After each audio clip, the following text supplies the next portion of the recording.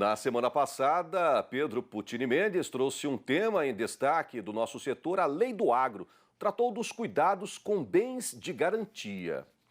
Hoje ele encerra essa série, sobre a nova Lei do Agro, falando de mais dois instrumentos jurídicos que vão sofrer alterações: a cédula imobiliária rural e também a cédula de produto rural. Vamos conferir? Saudações, Pedro Puccini. Saudações novamente, terceira e última edição que falamos da nova Lei do Agro.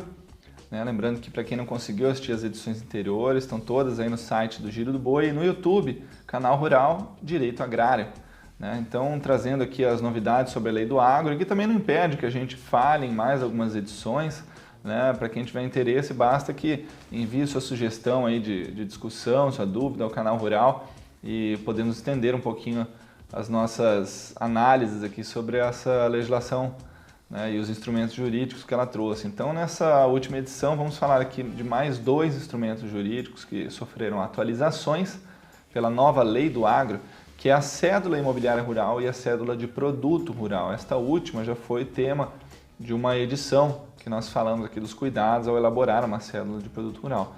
Então, a cédula imobiliária rural, a MP agora convertida em lei, ela ampliou o uso da cédula imobiliária rural, que é uma promessa de pagamento em dinheiro decorrente de uma operação de crédito, de qualquer modalidade, para qualquer operação financeira, não só de crédito junto às instituições bancárias. A CIR ela é um título representativo de uma promessa de um pagamento que vai ser emitido em favor da instituição financeira e vai ficar vinculada a um patrimônio rural de afetação que comentamos no quadro passado.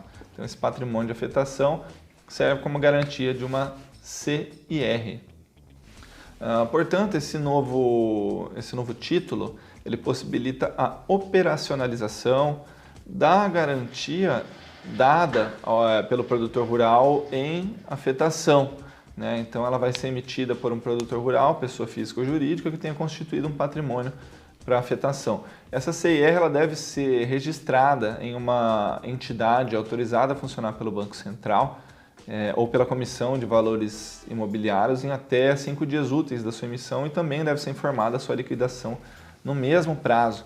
E atenção, em caso de inadimplemento do crédito tomado pelo produtor, a instituição financeira, em posse desta cédula imobiliária rural, vai poder exercer de imediato o seu direito de transferência daquele patrimônio afetado, podendo ainda exigir o saldo remanescente, se o leilão apresentar um valor inferior para a quitação desse débito.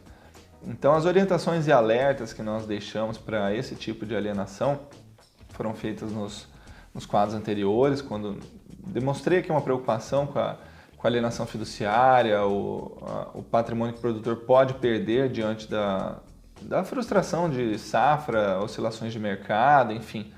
E a nossa preocupação por meio dessa afetação que foi instrumentalizada pela cédula imobiliária rural.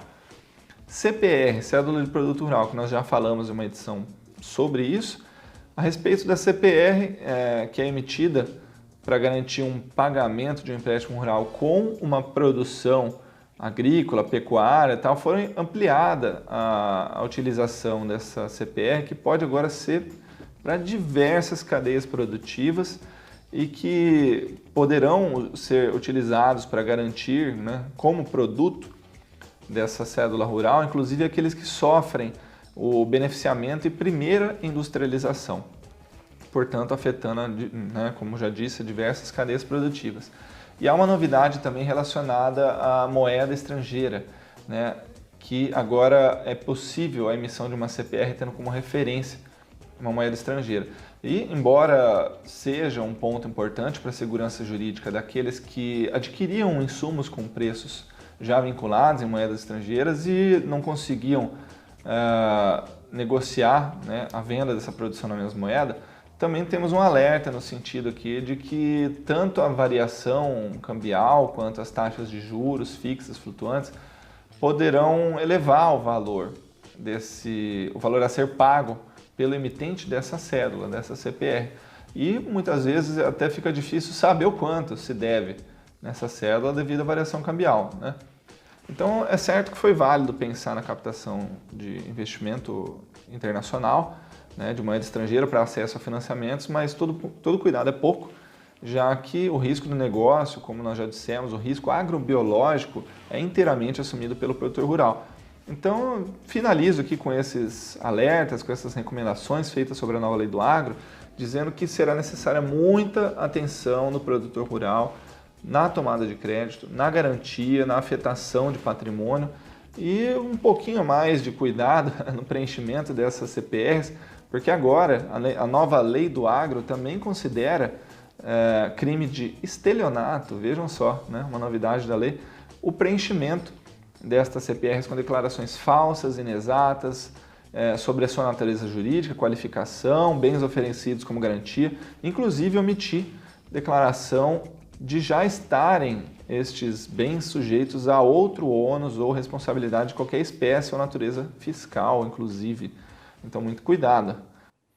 Tá aí, tem um alerta, tá? E se você tiver qualquer dúvida, qualquer que seja do meio rural, envia pra gente que encontraremos os melhores especialistas nesses assuntos para responder aqui no programa, tá bom, pessoal?